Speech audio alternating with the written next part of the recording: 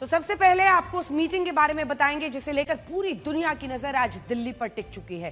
पहलगांव हमले के 7 दिन बाद 7 लोक कल्याण मार्ग पर हुई इस बैठक में पाकिस्तान की बर्बादी का मार्ग तय कर लिया गया है। जब प्रधानमंत्री नरेंद्र मोदी ने तीनों सेनाध्यक्षों को कह दिया कि आप टाइम और टारगेट और तारीख तय कर लीजिए, दुश्मन को हर हाल में सबक सिखाइए। आज आपको इस बैठक की तस्वीरें हम दिखाते हैं जिन्हें देखकर पाकिस्तान के मन में सिहरन पैदा हो चुकी है।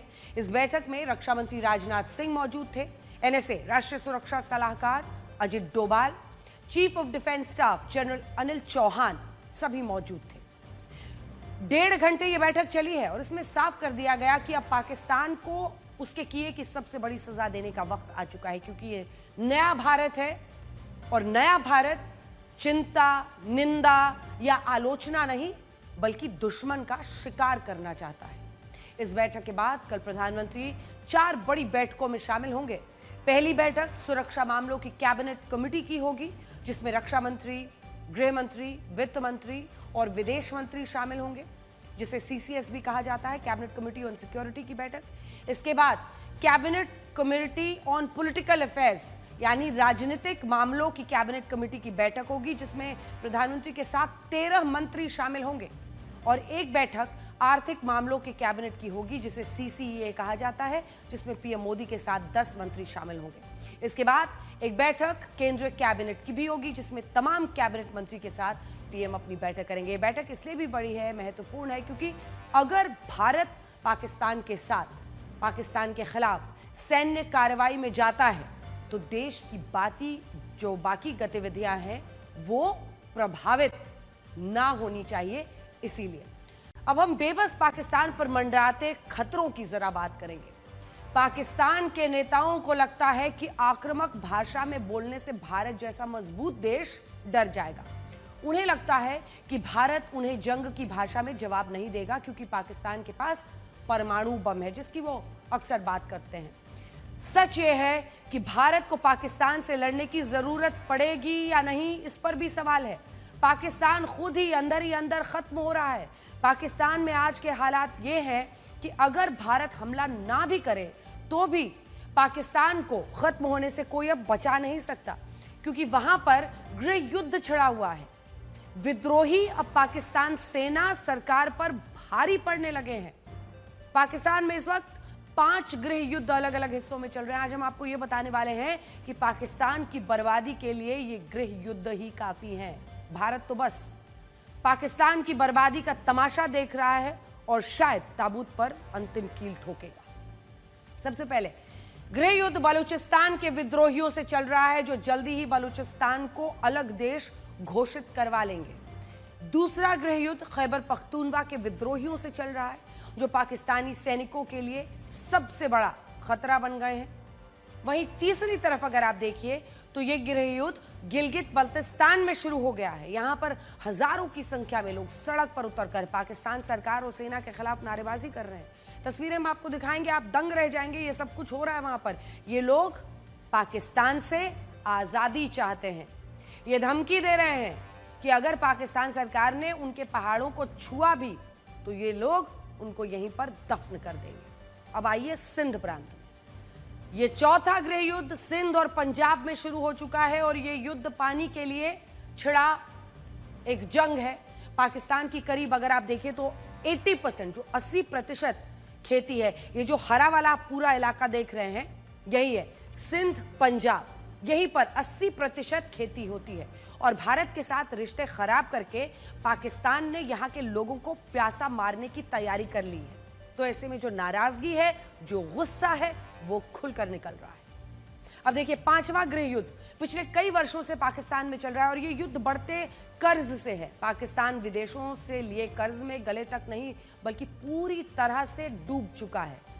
हालात ये है कि वो भारत से युद्ध के खतरे को देखते हुए फिर से चीन से 11,680 करोड़ रुपए का कर्ज मांग रहा है। मतलब युद्ध के खतरे में भी कर्ज का अवसर देख रहा है। कर्ज की वजह से अब स्थिति यह है कि पाकिस्तान के लोग आटा दाल नहीं खरीद पा रहे, क्योंकि महंगाई बहुत है और इसीलिए जनता का गुस्सा शाहबाज सरकार पर जमकर फूट रहा है। शाहबाज सरकार और सेना अंदरूनी कलह से इतने उलझे हुए हैं कि वो भारत को लेकर केवल बयानबाजी कर सकते हैं। पाकिस्तान के अलग अलग इलाकों में छिड़ी लड़ाइयों की वजह से वैसे भी पाकिस्तान के टुकड़े होने की नौबत आ चुकी है। तो बलूचिस्तान इसका सबसे बड़ा उदाहरण। पाकिस्तान के इस मैप में आप जो हिस्सा देख रहे हैं ये है बलूचिस्तान। ये जो आप हल्का ब्लिंक करता हुआ इलाका देख रहे हैं अफगानिस्तान के पहले बॉर्डर पर, ये पूरा इलाका है जो चलता है बलूचिस्तान का। अब बलूचिस्तान की सीमा कहां-कहां, ईरान और अफगानिस्तान आप देख रहे हैं, दो तरफ से जुड़ती है। ये एक ऐसा इलाका है जहां पाकिस्तानी सेना और सरकार से जुड़े लोग भी जाने से डरते हैं, क्योंकि बलोच विद्रोही इनके खिलाफ जंग लड़ रहे हैं। और यहीं पे हाल में जो ट्रेन हाईजैक हुआ था उस पर अभी भी कई मंचों पर पाकिस्तान रोता दिखाई देता है। बलूचिस्तान के लोग और पाकिस्तान सरकार में 4 वजहों से गृह युद्ध चल रहा है। पहला, बलूचों पर पाकिस्तानी सरकार और सेना का जुल्म। दूसरा, बलोच लोगों को गरीब और बदहाल बनाए रखना। तीसरा, खनिजों की लूट करना, हिस्सेदारी ना देना। चौथा, पाकिस्तानी संसद में कम प्रतिनिधित्व देना। पिछले 70 वर्षों से बलूचिस्तान के लोग इन्हीं मांगों को लेकर पाकिस्तान सरकार और सेना के खिलाफ जंग लड़ रहे हैं। अब तो वो चाहते हैं कि उन्हें पाकिस्तानी ना समझा जाए, बल्कि वो चाहते हैं कि बलूचिस्तान को अलग पहचान मिले, अलग देश माना जाए। वर्ष 1948 के बाद से ही बलूचिस्तान पाकिस्तान से अलग होना चाहता है। उनका मानना है कि भारत के बंटवारे के बाद पाकिस्तान ने गैर कानूनी रूप से बलूचिस्तान को अपना हिस्सा बना लिया था। यहाँ रहने वाले बलूच, पश्तून, जो ब्राह्वी हैं और हजारा समुदाय के लोग हैं, वो सभी चाहते हैं पिछले 70 सालों से आज़ादी की मांग वो लगातार करते रहे। और इसी वजह से अलग अलग जगहों पर रुक रुक कर वो अपनी तरफ से जंग छेड़ते हैं। यहाँ लोग कहते हैं कि पाकिस्तान उनकी ज़मीन का इस्तेमाल तो करता ही है, लेकिन लोगों के लिए कुछ नहीं करता। यहाँ तक कि उन पर एक से एक जुल्म ढाए जाते हैं, रूह कपा देने वाले जुल्म। खनिजों के मामले में बलूचिस्तान की ज़मीन पाकिस्तान के लिए सोने की खान जैसी है। क्या क्या है यहाँ पर? प्राकृतिक गैस, कोयला, कॉपर, गोल्ड माइंस, सब कुछ। लेकिन खनन करना पाकिस्तान के बस की बात नहीं है, इसीलिए उसने चीन को इसका ठेका दे दिया है। सोचिए आप। हालांकि विद्रोहियों की वजह से चीन के लिए भी ये काम मुश्किल है। ऐसे में अब हम आपको दिखाते हैं बलूचिस्तान के लोगों का एक आरोप यह भी है कि पाकिस्तान की राजनीति में पंजाब के जो और सिंध के लोग हैं उनका बोलबाला है, उनका दबदबा है, और यही उनकी सबसे दुख भरी कहानी है।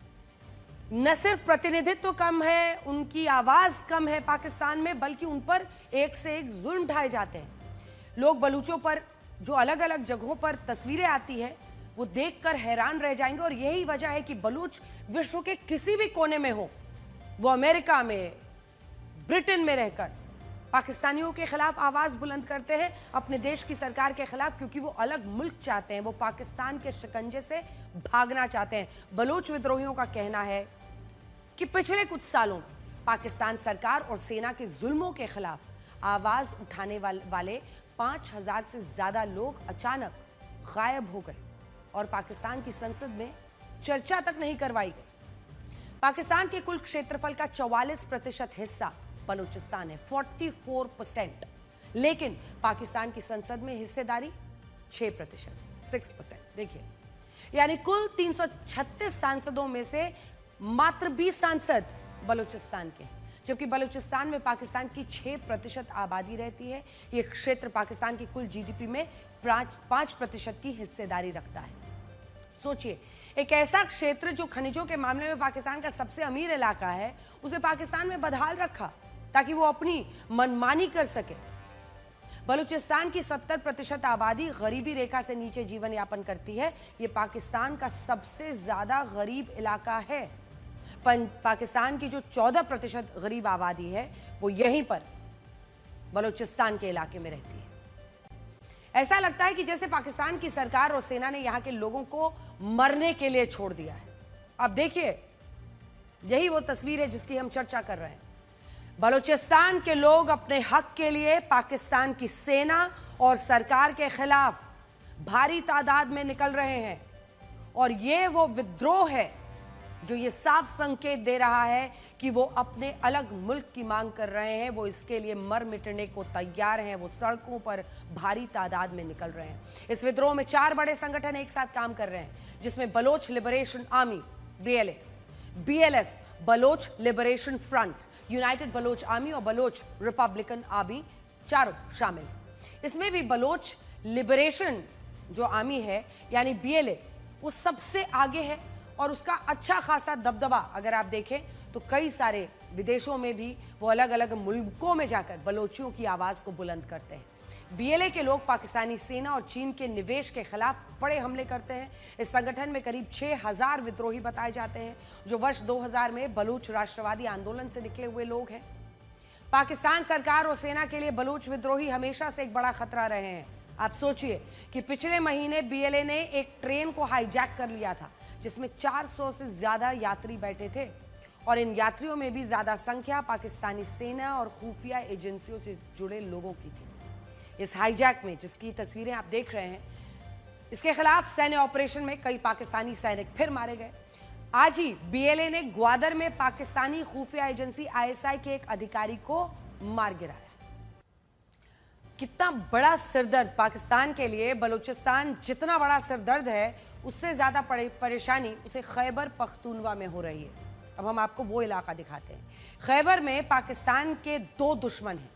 पहला दुश्मन आतंकी संगठन जो अब उन पर ही हमले कर रहा है, दूसरा स्थानीय जनता जो पाकिस्तान सरकार के खिलाफ हो गई है। खैबर पख्तूनवा पाकिस्तान के लिए दहशत की वजह है, क्योंकि पाकिस्तानी शहरों में होने वाली ज्यादातर आतंकी हमलों के तार इस इलाके से जुड़ते हैं, खैबर पख्तूनवा से।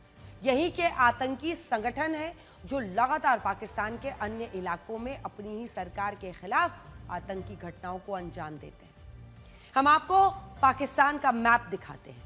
पाकिस्तान के इस मैप में ये जो इलाका आप देख रहे हैं वो खैबर पख्तूनवा है।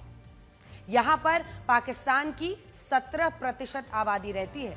इस इलाके में जबरदस्त गरीबी है, बहुत बदहाली है।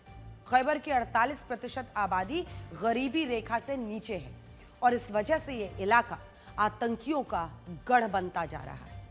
खैबर में आतंकी संगठन TTP यानी तहरीके तालिबान पाकिस्तान और इस्लामिक स्टेट खुरासान प्रोविंस का बोलबाला है। अब ये दोनों आतंकी संगठन पाकिस्तानी सैनिकों को निशाना बनाते हैं। एक तरह से देखा जाए तो पाकिस्तान जिन आतंकियों के दम पर भारत को परेशान करना चाहता था, आज वही आतंकी उसके लिए भस्मासुर बन गए हैं। TTP और जो इस्लामिक स्टेट खुरासान है, पूरे पाकिस्तान में शरिया कानून चाहते हैं और इसीलिए वो पाकिस्तानी सरकार पर, सेना पर आतंकी हमले करते हैं। आतंकी संगठन TTP चाहता है कि खैबर का पूरे इलाके पर उनका अपना कब्जा हो जाए। केवल यही नहीं, यहाँ के स्थानीय लोग भी पाकिस्तान सरकार के खिलाफ विद्रोह पर उतरे हैं।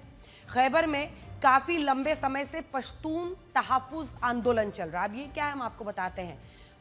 पश्तून तहफ़्फ़ुज़ आंदोलन, जिसकी वजह से अगर आप देखें तो यहाँ की जनता में पाकिस्तानी सेना हो, पाकिस्तान की सरकार हो, उनके खिलाफ एक माहौल बना हुआ है। हाल ही में खैबर की जनता ने हाइड्रो पावर प्रोजेक्ट, जिसके खिलाफ उन्होंने खुलकर प्रदर्शन किया, क्योंकि पाकिस्तान सरकार ने जिस जमीन पर यह प्रोजेक्ट बनाया, वहां जमीन मालिकों को उसका मुआवजा तक देने की हालत में वो नहीं था। मुआवजा मिला नहीं, अब वो सरकार के खिलाफ सड़कों पर उतर गए। खैबर पख्तूनवा से जुड़ा हुआ गिलगित बाल्टिस्तान भी पाकिस्तान को हर रोज नए जख्म दे रहा है। पिछले कुछ दिनों से गिलगित में पाकिस्तान सरकार के खिलाफ, देखिए ये तस्वीरें आप देखिए, ये किसके खिलाफ बैठे हैं पाकिस्तान में। पिछले कुछ दिनों से ये चल रहा है। गिलगित में पाकिस्तान सरकार के खिलाफ जबरदस्त प्रदर्शन हो रहे हैं। यहाँ के लोग पाकिस्तान सरकार के खिलाफ हथियारबंद आंदोलन की चेतावनी दे रहे हैं। और ये शाहबाज सरकार हो और ये जो सेना चीफ है इनके, जनरल आसिम मुनीर के लिए बुरी खबर हो सकती है। जिस तरह से यहाँ पर मतलब वो खुलकर भाषण देते हैं यहाँ पर कि हम हथियारबंद विद्रोह अब करने वाले हैं सरकार के खिलाफ। गिलगित बाल्टिस्तान पाकिस्तान के कब्जे वाले कश्मीर का हिस्सा है। यहाँ पाकिस्तान के खिलाफ लोगों में जबरदस्त गुस्सा है। लोग सड़कों पर उतरकर पाकिस्तानी सेना हो और सरकार के खिलाफ उग्र आंदोलन कर रहे हैं। रविवार को गिलगित में एक बड़ी रैली निकाली गई। जिसमें उन्होंने पाकिस्तान सरकार, और ये रविवार मतलब आप समझ लीजिए घटना के बाद उनकी जमीन लूट गई है, ये आरोप वो लगा रहे हैं बार बार। तो ये आतंकी घटना जो पाकिस्तान ने पहलगाम में कराया है, उसके बाद भी ये विद्रोह रुक नहीं रहा है। और इसीलिए हम बता रहे हैं आपको कि ऐसी नौबत में पाकिस्तान घिरता जा रहा है, जहां पर उसके अंदर के ही लोग जो उनके विरोध में हैं, वो ये समझ रहे हैं कि अभी पाकिस्तान पूरे विश्व में अलग थलग पड़ा हुआ है। भारत कुछ ना कुछ तो करेगा। वहां के ही लोग वीडियो बना बना के बता रहे हैं देश को कि पाकिस्तान के खिलाफ भारत बड़ी कार्रवाई करेगा, हमला तो करेगा ही। ऐसे में जो तमाम लोग अपनी सरकार, अपनी सेना के खिलाफ हैं, चाहे वो बलूचिस्तान में हो, खैबर पख्तूनवा में हो, गिलगित बाल्टिस्तान में हो, वो रैलियां निकाल रहे हैं। और रविवार को गिलगित में ये बड़ी रैली निकली है, जहां पर पाकिस्तानी सरकार पर उनकी जमीनों को लूटने का उन्होंने आरोप लगाया। यहाँ के लोग इतने गुस्से में हैं कि वो पाकिस्तान सरकार को धमकी दे रहे हैं, और सीधी धमकी दे रहे हैं कि अगर उन्होंने गिलगित बाल्टिस्तान के पहाड़ों को छुआ भी तो वहीं पर उनको दफन कर देंगे। आप सोचिए कि गिलगित के लोग पाकिस्तान के लिए कितनी बड़ी मुसीबत बन गए हैं। अगर हम आपको मैप में दिखाएं गिलगित बाल्टिस्तान की लोकेशन, तो आप समझ पाएंगे कि यह इलाका पीओके में है, जो भारत, चीन और अफगानिस्तान से जुड़ता है। ये वाला इलाका, वहां पर पाकिस्तान के खिलाफ और हथियारबंद विद्रोह का मतलब आप समझ रहे हैं इस इलाके में। देखिए, गिलगित बाल्टिस्तान पिछले काफी समय से पाकिस्तान सरकार के खिलाफ आंदोलन कर रहा है। यहां के लोग पाकिस्तान के अवैध कब्जे से आजादी चाहते हैं। पाकिस्तान इस क्षेत्र को विवादित क्षेत्र मानता है, लेकिन सेना के दम पर इस क्षेत्र के रिसोर्स का इस्तेमाल करता है। गिलगित बाल्टिस्तान में बने हाइड्रो पावर प्रोजेक्ट से पूरे पाकिस्तान को बिजली दी जाती है, लेकिन गिलगित के लोगों को इसका लाभ मिलता नहीं है। इस वजह से यहां के लोग विद्रोह पर उतरे। देखिए उनकी तस्वीर।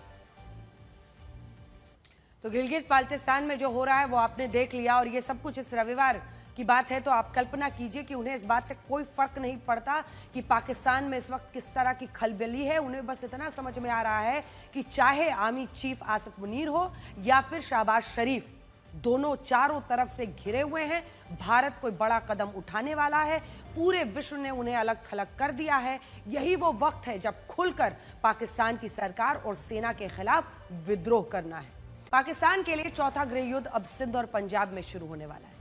आप देखिए कि ये वो जगह है जिसे माना जाता है कि सबसे ज्यादा भारत ने सिंधु जल संधि को स्थगित करने का जो फैसला किया है, इस फैसले से असर कहां हो रहा है? पाकिस्तान का सिंध और पंजाब बहुत बुरी तरह से प्रभावित होगा। ये बात पाकिस्तान को बहुत परेशान कर रही है। हम आपको दिखाएंगे कि किस तरह से, अगर आप देखें भी तो ये तमाम जो पांचों नदियां हैं, अगर वो बहती हैं और सागर की तरफ जाती हैं तो सिंध और पंजाब से ही होकर गुजरती है। तो सबसे ज्यादा लाभ इसी इलाके को मिलता है। पाकिस्तान की 80% खेती पंजाब और सिंध में होती है। ये जो जल संधि हम तोड़ रहे हैं, सिंधु जल संधि, उसका पानी ना खैबर पख्तूनवा में जाता है ना बलूचिस्तान में, वहां तो पहले ही विद्रोह है। उसका पानी पंजाब और सिंध में होकर गुजरता है, और यहीं पर 80% खेती होती है पंजाब की।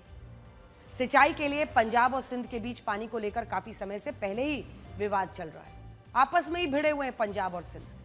पाकिस्तान, ये दोनों ही राज्य सिंध के जल पर निर्भर है। पंजाब से होकर ही अगर आप देखिए तो सिंधु का पानी सिंध पहुंचता है। पंजाब में ही इस नदी का ज्यादातर पानी इस्तेमाल भी हो जाता है, जिससे सिंध के लोगों को जरूरत से कम मात्रा में पानी मिलता है।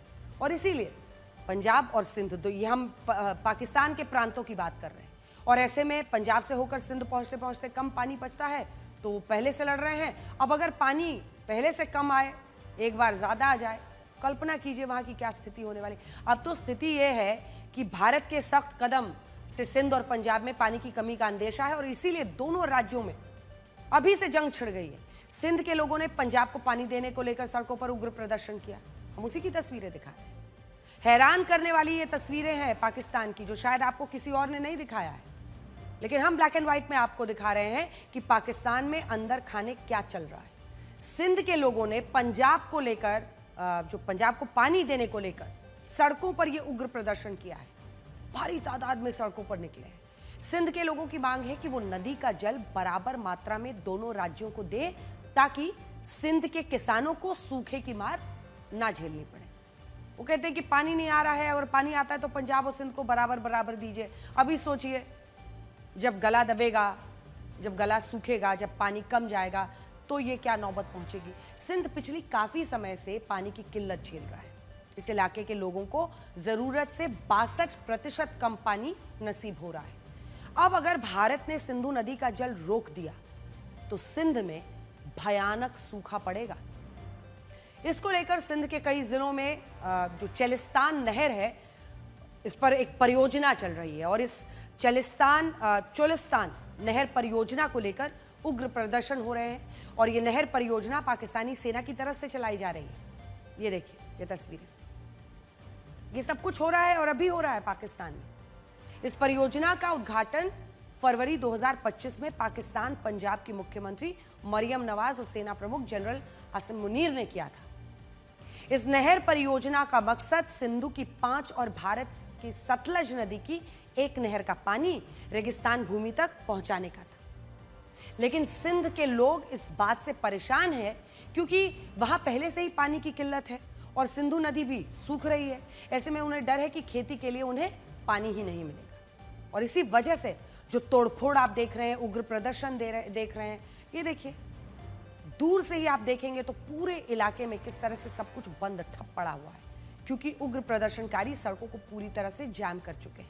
यही वजह है कि सिंध को लोग पाकिस्तान सरकार और सेना के खिलाफ जबरदस्त प्रदर्शन और आगजनी कर रहे हैं। जो तस्वीरें वहां की हैं, पुलिस की वैन में आग लगा रहे हैं। आज आपको सिंधु जल समझौता स्थगित होने का असर भी दिखाते हैं, जिससे लोगों को पाकिस्तान में सूखा पड़ने और खेती सूखने का डर सता रहा है। उन्हें लगता है कि भारत ने पानी रोक दिया तो पाकिस्तान रेगिस्तान में बदल जाएगा।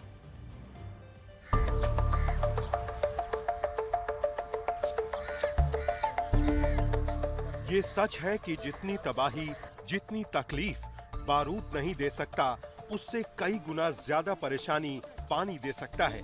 फिर चाहे वो पानी की कमी हो या फिर हर तरफ पानी ही पानी हो। आज पाकिस्तान की पानी वाली नब्ज भारत ने पकड़ ली है और इसकी दहशत पाकिस्तान में नजर आ रही है क्योंकि अब वहां लोगों को खेत खलिहान नहीं बल्कि बंजर और रेगिस्तान नजर आने लगा है। पाकिस्तान के लोगों को चिंता सताने लगी है कि अगर भारत ने सिंधु का पानी रोक दिया तो पाकिस्तान रेगिस्तान में बदल जाएगा। सिर्फ सिंचाई ही नहीं, पाकिस्तान के लोग पीने के पानी को लेकर भी परेशान हैं। पाकिस्तान की 80% खेती सिंधु के पानी पर निर्भर है। अगर पाकिस्तान में जल संकट हुआ तो खाने का भी संकट हो सकता है। पाकिस्तान को असर पड़ेगा सोइंग सीजन में, जबकि पानी इतना उनको ज्यादा जरूरत होती है और इतना अवेलेबल नहीं होता है। तो जो हमारी रेगुलेशन के तहत ये ट्रीटी में बताया गया कि कितना हमने छोड़ना है वो हम ना छोड़ें, रोक दें, उसको तो हम रोक सकते हैं और उससे उनके एग्रीकल्चर पे बहुत ही बुरा असर पड़ेगा। तो उसको रोकना रियलिस्टिक है? कैसे रुक सकेगा? नहीं, अब अगर गवर्नमेंट की पॉलिसी हो उसको रोकना तो वो रोकेंगे। जिस हद तक उनके पास स्टोरेजेस हैं उसको रोकेंगे। फिलहाल पाकिस्तान इसी सोच में डूबा है कि भारत का अगला कदम क्या हो सकता है। पाकिस्तान के नेता भले ही बड़े बड़े बयान दें, लेकिन जनता ये महसूस कर रही है कि आगे उन्हें क्या झेलना पड़ सकता है। आज तक ब्यूरो। पाकिस्तान एक और गृह युद्ध लड़ रहा है, वो है करोड़ों का कर्ज। पाकिस्तान अपने कर्ज से यह जंग पिछले कई सालों से लड़ रहा है और वो इसे आज तक जीत नहीं पाया है। इस कर्ज की वजह से पाकिस्तान के लोगों को महंगाई की मार झेलनी पड़ रही है और अब वो अपनी सरकार के खिलाफ होने लगे हैं।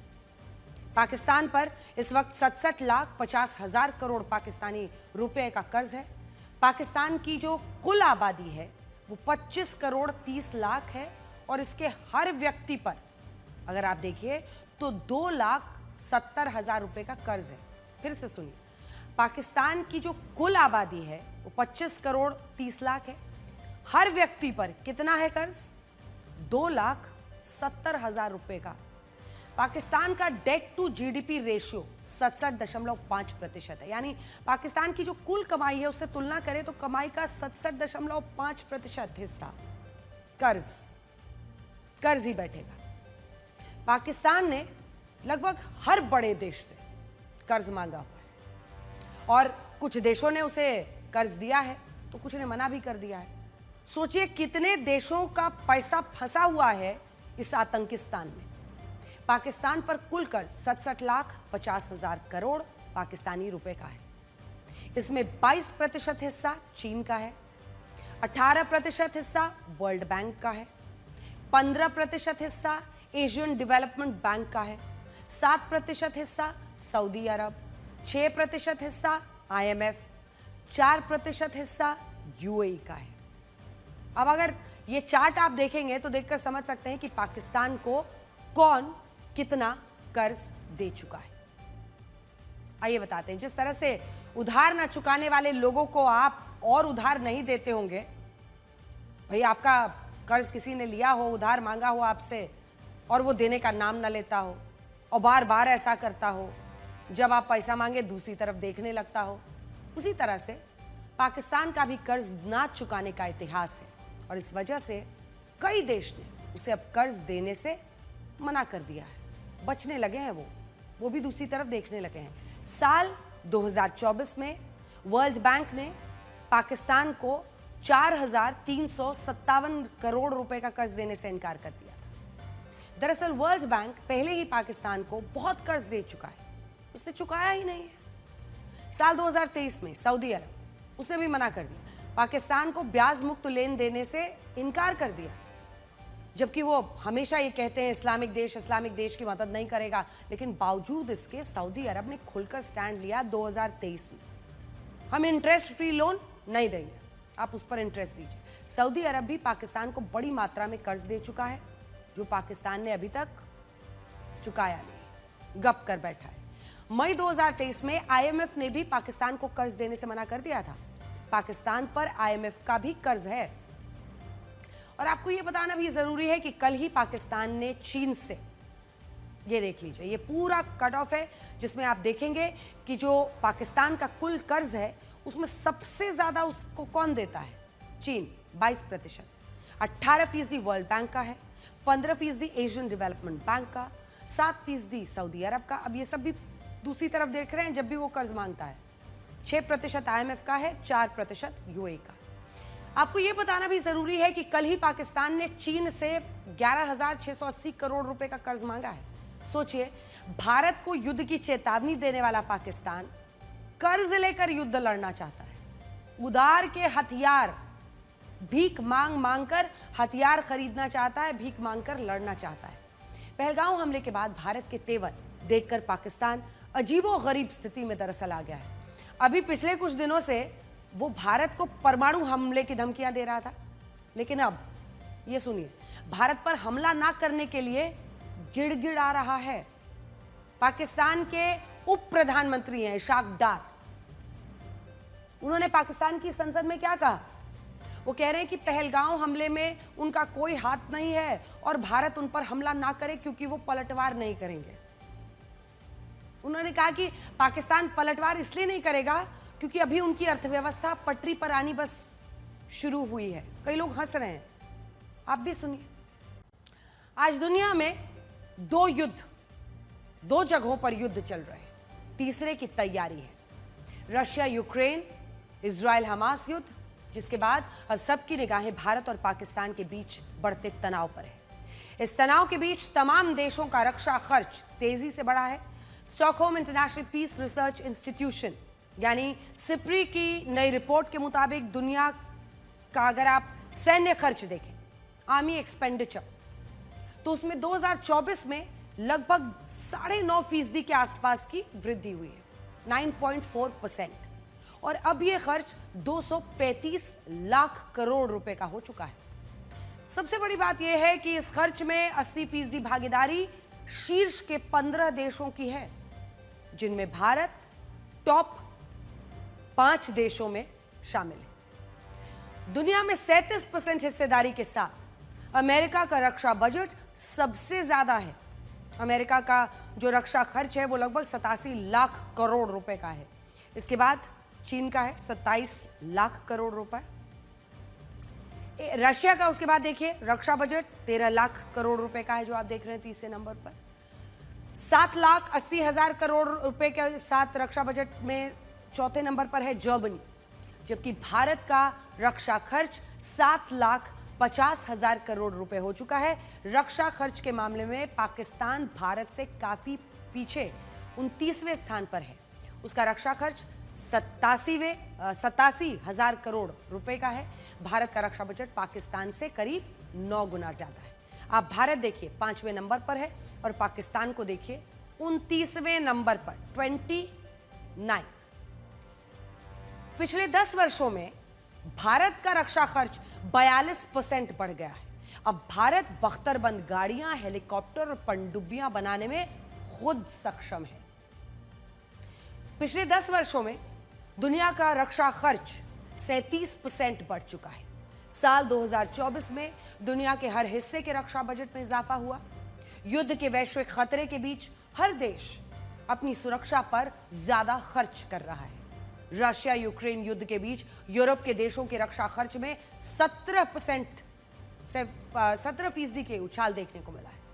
इजराइल और गाजा के युद्ध के बीच पश्चिमी एशिया के देशों का रक्षा खर्च 15% बढ़ गया है।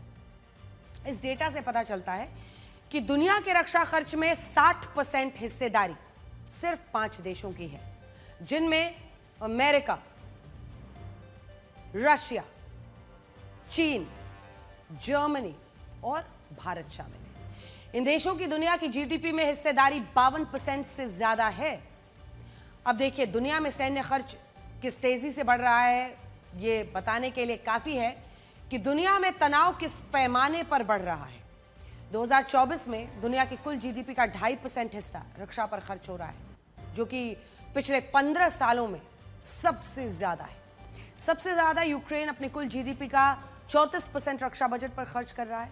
यानी युद्ध की वजह से यूक्रेन को अपनी जीडीपी का 1/3 हिस्सा, 1/3 हिस्सा अपनी सुरक्षा पर खर्च करना पड़ रहा है, जबकि इजराइल अपनी जीडीपी का करीब 9% रक्षा पर खर्च करता है। रक्षा बजट बढ़ाने का असर दुनिया में दूसरे खर्चों पर पड़ रहा है। कई देशों ने अपने दूसरे खर्चों में कटौती की या उन्हें कर्ज लेने के लिए मजबूर होना पड़ा।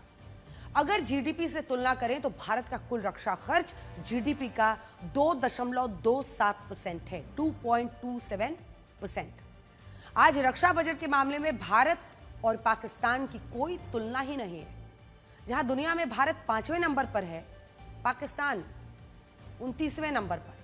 यानी भारत इस मामले में टॉप 5 देशों में है, जबकि पाकिस्तान टॉप 25 देशों में भी शामिल नहीं है।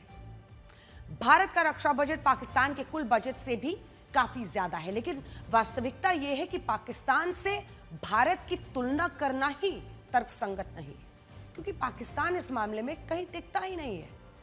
हकीकत यह है कि भारत को सैन्य मोर्चे पर पाकिस्तान के अलावा चीन को भी देखना होता है, जो लगातार अपना बजट बढ़ा रहा है, और इस तरह भारत के लिए अपने रक्षा बजट में वृद्धि करना बहुत जरूरी है। आज भारत को दोनों सैन्य मोर्चों पर चुनौती का सामना करना पड़ता है, लेकिन फिलहाल सच ये भी है कि पाकिस्तान भारत की सैन्य ताकत के आगे कहीं नहीं ठहरता, और इस वजह से आज वो पूरी तरह से दहशत में है। कभी गिदड़ भभकी देते हैं न्यूक्लियर वॉर की, अगले ही दिन कहते हैं कि भारत ना मारे क्योंकि हम नहीं रिटेलिएट करेंगे। मतलब आप देखिए, और वो भी डेप्यूटी पीएम उनके बोल रहे हैं। पहलगाम हमले के बाद पाकिस्तान ही नहीं, भारत के अंदर भी राजनीतिक खलबली मची हुई है। जरा उसकी भी चर्चा कर लेते हैं। इस हमले के बाद विपक्ष के नेता प्रधानमंत्री नरेंद्र मोदी को घेर रहे हैं, और सत्ताधारी बीजेपी इस मुद्दे पर विपक्षी नेताओं के विवादित बयानों को प्रचारित कर रही है। देखिए, पहलगाम आतंकी हमला की संवेदनशीलता को दरकिनार करते हुए हमारे देश के कुछ नेता इसको राजनीतिक नफा नुकसान का मौका बना लेते हैं। मौका। आज कांग्रेस पार्टी के एक्स हैंडल पर प्रधानमंत्री नरेंद्र मोदी का एक पोस्टर डाला गया, जिसमें प्रधानमंत्री नरेंद्र मोदी के कपड़े नजर आ रहे हैं, लेकिन पीएम मोदी उसमें से गायब है। इस पोस्टर में कांग्रेस ने टाइटल भी यही दिया है। वो लिखते हैं कि जिम्मेदारी के समय गायब। ये पोस्ट अब डिलीट कर दिया गया है। कांग्रेस के इस पोस्टर से बीजेपी बिफर गई। उन्होंने कांग्रेस के पोस्टर को पाकिस्तानी सोच से जोड़ दिया।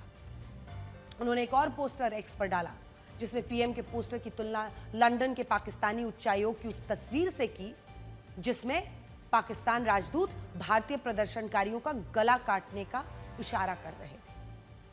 2 दिन पहले लंदन में पाकिस्तानी दूतावास के आगे पहलगांव हमले को लेकर भारतीय समुदाय विरोध प्रदर्शन कर रहा था। इस दौरान पाकिस्तान उच्चायोग के अधिकारी कर्नल तैमूर राहत ने फाइटर पायलट अभिनंदन की तस्वीर लेकर भारतीयों को इशारा किया और इसके साथ ही उन्होंने गला काटने का भी इशारा किया था। सर तन से जुदा आज लश्करे पाकिस्तान कांग्रेस की विचारधारा आधारशिला उनका चरित्र बन गई है। राहुल गांधी के कहने पे ऐसे पोस्ट किए जाते हैं। लश्करे पाकिस्तान कांग्रेस का प्रयास है कि इस अहम समय में किस तरह से भारत को कमजोर किया जाए, वो सिग्नल दिए जा रहे हैं, वाहवाही लूटी जा रही है। इससे पहले बीजेपी ने कांग्रेस पार्टी के कुछ ऐसे नेताओं की तस्वीरें एक्स पर पोस्ट की जिन्होंने पहलगांव हमले के बाद विवादित बयान दिए थे।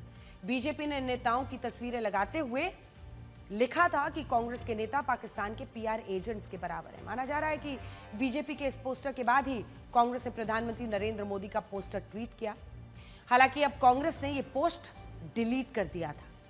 आज चारों तरफ से सोशल मीडिया पर घिरने के बाद जब चारों तरफ से इस बात की भत्सना होने लगी कि जब एक वक्त पर पूरा देश ये तय करने की कोशिश कर रहा है कि हम कैसे पाकिस्तान के प्रधानमंत्री शहबाज शरीफ और पाकिस्तान आर्मी चीफ आसिम मुनीर पर हमला करें, ऐसे वक्त पर प्रधानमंत्री नरेंद्र मोदी की इस तस्वीर को लेकर पूरे देश में सोशल मीडिया पर लोगों का गुस्सा फूट पड़ा और शायद ये वजह है कि रात होते होते कांग्रेस ने एक्स से अपने इस पोस्ट को डिलीट कर दिया।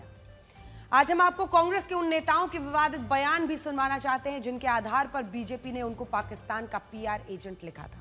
कांग्रेस पार्टी और विपक्ष पहलगांव के मुद्दे पर संसदीय सत्र की मांग कर रहे हैं, लेकिन उनके नेता पहलगांव हमले को लेकर पीड़ितों पर ही संदेह जता रहे हैं। इन लोगों का दावा है कि पीड़ित झूठ बोल रहे हैं। आतंकियों ने धर्म पूछकर किसी को गोली नहीं मारी। इनका मानना है कि आतंकियों के पास इतना टाइम नहीं होता है कि वो मारने से पहले धर्म पूछे। ऐसा कहकर शायद वो किसी खास वोट बैंक को साधने की कोशिश कर रहे होंगे, लेकिन उनके ये बयान संवेदनहीनता की सारी हदें पार कर गए। आज हम आपको इन नेताओं के वो संवेदनहीन बयान सुनवाना चाहते हैं। सरकार का फेलियर नहीं है, इस बारे में कोई बात नहीं करता। बात क्या करते हैं तो उन्होंने हिंदू का पूछकर मारा। अरे कोई टेररिस्ट को पूछने तक समय होता है क्या? उनके कान में जाके नजदीक जाके पूछेगा। ये सब जो बातें हैं बहुत सारे इसमें कंट्रोवर्शियल, कोई बोलता है ऐसा हुआ ही नहीं, कोई बोलते ऐसा हुआ है। ये प्लान करके मत करो। टेररिस्ट है, उसको कोई जात धर्म नहीं होता है, उसके साथ में ऐसा मत करो। मेरा ये कहना था इंडस वाटर ट्रीटी का, ये जंग भी हुआ लेकिन इंडस वाटर ट्रीटी रही और इस ट्रीटी का एहतराम किया जाना चाहिए क्योंकि ये कारामत ट्रीटी है। इससे हिंदुस्तान को तकलीफ नहीं है, पाकिस्तान को जरा ज्यादा आराम है, उनको ड्रिंकिंग वाटर है, उनको ये जो है इरिगेशन के लिए वाटर है। तो मैंने इम्प्लीकेशन बताई है कि इंडस वाटर ट्रीटी को मान लीजिए हम पाकिस्तान पानी रोकते हैं, एक इम्प्लीकेशन ये है कि Punjab and Jammu and Kashmir can submerge. अगर हम ये तजुर्बा करेंगे, ये तो अब एक्शन और काउंटर एक्शन वाली बात है, लेकिन हमारी गुजारिश दोनों सरकारों से यही होगी कि थोड़ा सा इस वक्त they must keep their cool.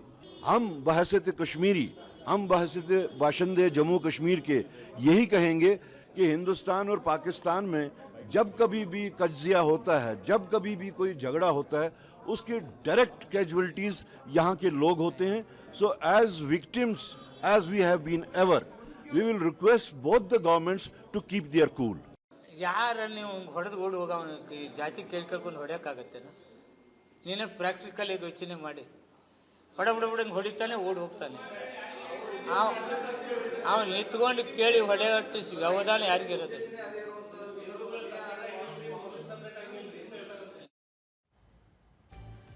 सोचिए, इन नेताओं की माने तो जिन महिलाओं ने पहलगांव हमले में अपने पतियों को अपनी आंखों के सामने मरते हुए देखा था, वो झूठ बोल रही है। इन नेताओं के मुताबिक जिन पीड़ितों ने बताया कि उनके परिवार को हिंदू होने की वजह से मारा गया, वो झूठे हैं। ऐसा पहली बार नहीं है जब देश में हुए हमले या भारत की जवाबी कार्रवाई के खिलाफ इस तरह के विवादित बयान दिए गए। उरी आर्मी कैंप पर हुआ आतंकी हमला हो, पुलवामा में सीआरपीएफ की बस पर आत्मघाती हमला, इन सभी में विपक्ष के नेताओं ने संदेह जताते हुए केंद्र सरकार पर आरोप लगा दिए। कुछ विपक्षी नेताओं ने सर्जिकल स्ट्राइक, एयर स्ट्राइक पर सबूत मांगे थे। यही नहीं, एक नेता ने तो यहां तक कह दिया था कि पुलवामा और भगवान श्री राम का इस्तेमाल चुनाव जीतने के लिए किया जाता है। ये सब देखने के बाद देश में बस एक ही आवाज उठती है कि कुछ दिन तो मुंह बंद रख लो। अब देखिए, अगर प्रधानमंत्री की ऐसी तस्वीर डाली जाती है जिनमें उनका सिर गायब दिखाया जाता है, तो ये अपने आप में सवाल खड़े करता है एक पूरी पार्टी की मानसिकता पर, एक ऐसे वक्त पर जब पूरा देश प्रधानमंत्री की तरफ देख रहा है कि वो कौन सा बड़ा फैसला लेंगे। लेकिन अब हम उस खबर की बात करेंगे जिसकी चर्चा कल शाम से हो रही है। यह चर्चा भारत के उस 14 साल के युवा टैलेंट की है जिसने ये दिखा दिया कि प्रतिभा उम्र की मोहताज नहीं होती।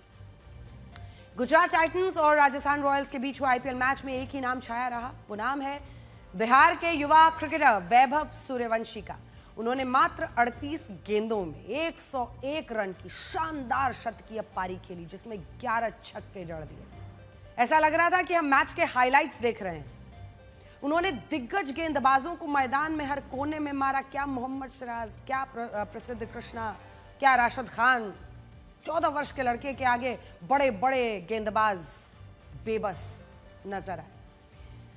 उन्होंने गेम के बाद अपने पिता से भी बात की है। आपको बता देते हैं, सबसे बड़ी बात यह है कि उनका तीसरा आईपीएल मैच है। उनसे एक बार पूछा गया कि हर बॉल में तुम बाउंड्री मारने की कोशिश क्यों करते हो, तो उन्होंने कहा हर बाउंड्री में जब सिक्सर मार सकते हैं तो ये सिंगल क्यों लेना सर।